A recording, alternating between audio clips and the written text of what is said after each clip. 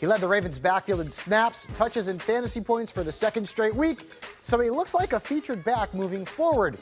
Gus the Bus is also the first undrafted rookie to have back-to-back 100-yard rushing games.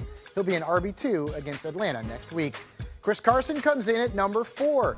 He had over 14 fantasy points in a win over the Panthers, and he's now scored a touchdown in 3 of his last 4 games.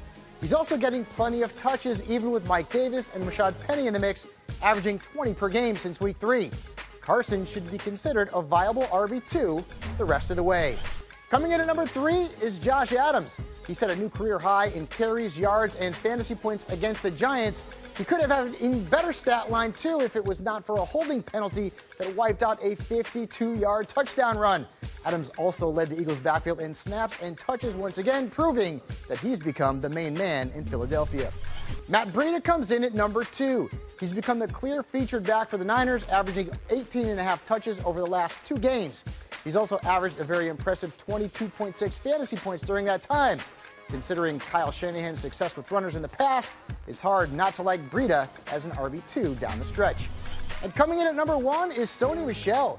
He's coming off a monster game against the Jets, scoring 22.5 fantasy points while rushing for a career-high 133 yards. Michel also played 43% of the snaps and led the Patriots' backfield in touches. If he continues to see this type of volume, he'll be a virtual must-start moving forward.